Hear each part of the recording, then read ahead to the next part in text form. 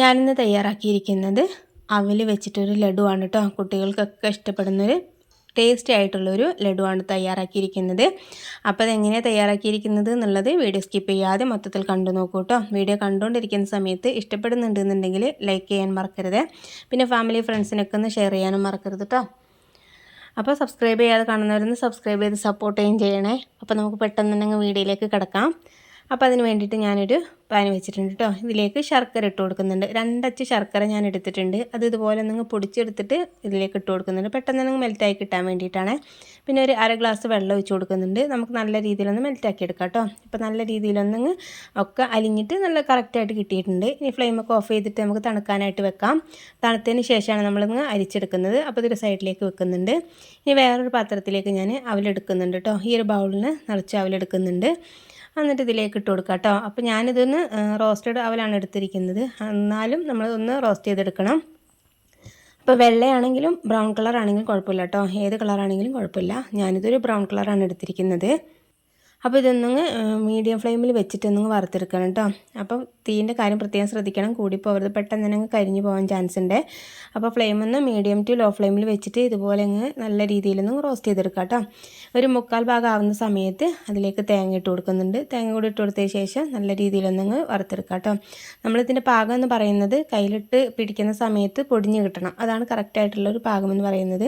അപ്പോൾ അതുവരെ ഒന്ന് ടൈം എടുത്തിട്ട് തന്നെ നമ്മളിതൊന്ന് റോസ്റ്റ് ചെയ്തെടുക്കണേ. പെട്ടെന്ന് തന്നെ ഫ്ലെയിം കൂട്ടി വെക്കുകയാണെങ്കിൽ പെട്ടെന്ന് കരിഞ്ഞു പോകാൻ ചാൻസ് ഉണ്ട്. അപ്പോൾ നമ്മുടെ ലഡുവിൻ്റെ ടെക്സ്ചറും ടേസ്റ്റും മൊത്തത്തിൽ മാറിപ്പോവേ. അപ്പോൾ ഇതാ ഇതുപോലെ ഒന്ന് ആയി കിട്ടിയിട്ടുണ്ട് കേട്ടോ. ഒരു 10 മിനിറ്റ് ഞാനിതുപോലെ ഒന്ന് ഇളക്കി കൊടുത്തിട്ടുണ്ട്. അപ്പോൾ അത് തൊട്ട് നോക്കുന്ന സമയത്ത് കണ്ടില്ലേ, ഇതുപോലെ ഒന്ന് പൊടിഞ്ഞ് കിട്ടണം. അതാണ് കറക്റ്റായിട്ടുള്ള പാകം എന്ന് പറയുന്നത്.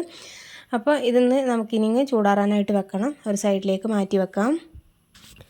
അപ്പോൾ ഇതൊന്ന് നല്ല രീതിയിലൊന്ന് ചൂടാറിയതിന് ശേഷം നമുക്ക് മിക്സീൻ്റെ ജാറിലേക്ക് ഇട്ട് കൊടുക്കാം. ഒന്ന് പൊടിച്ചെടുക്കണം കേട്ടോ. ഒരുപാട് നല്ല രീതിയിൽ ഫൈനായിട്ട് പൊടിച്ചെടുക്കേണ്ട കാര്യമൊന്നുമില്ല. ഒരു തരികളോട് കൂടി തന്നെ നമുക്ക് പൊടിച്ചെടുത്താൽ മതി. അപ്പോൾ ഇതാ ഈ ഒരു രൂപത്തിൽ കേട്ടോ. ഒരുപാട് അരഞ്ഞു പോയിട്ടൊന്നുമില്ല. ഇതുപോലെ കുറച്ച് തരികളോട് കൂടി തന്നെ ഒന്ന് ക്രഷ് ചെയ്തെടുത്തിട്ടുണ്ട്. ഒരു 5-6 സെക്കൻഡ് മാത്രം നിങ്ങൾ ക്രഷ് ചെയ്തെടുത്താൽ മതി.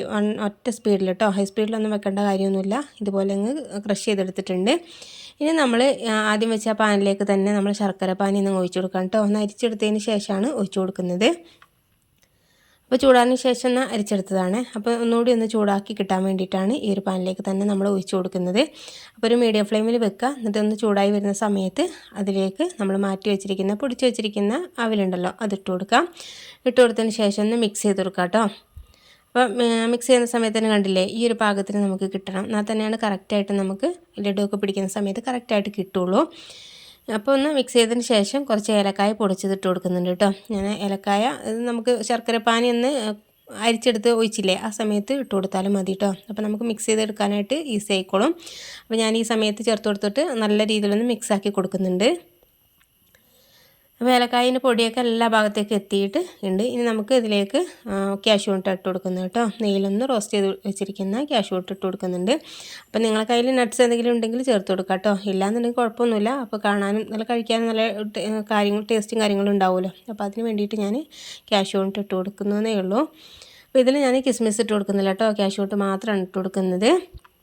അപ്പോൾ നല്ല രീതിയിലൊന്ന് മിക്സ് ചെയ്തെടുത്തിട്ടുണ്ട്. ഇനി ചൂടാറാനായിട്ട് വെക്കാം കേട്ടോ. ചൂടൊന്ന് തണിയുന്ന സമയത്ത് നമുക്കിതൊന്ന് ലഡുവിൻ്റെ ഷേപ്പിൽ പിടിച്ചെടുക്കാം കേട്ടോ. ഒരുപാട് ചൂട് ആറാനായിട്ട് വെക്കണ്ട കേട്ടോ. ചെറിയൊരു ചൂട് മാറുന്ന സമയത്ത് നമുക്ക് കൈ കൊണ്ട് പിടിക്കാൻ പറ്റുന്നൊരു ചൂടുണ്ടല്ലോ, ആ ഒരു ചൂടിൻ്റെ സമയത്ത് നമുക്കിതുപോലെ ലഡുവിൻ്റെ ഷേപ്പിലങ്ങ് പിടിച്ചെടുത്താൽ മതി. എന്നാലാണ് കറക്റ്റായിട്ട് കിട്ടുള്ളൂ കേട്ടോ.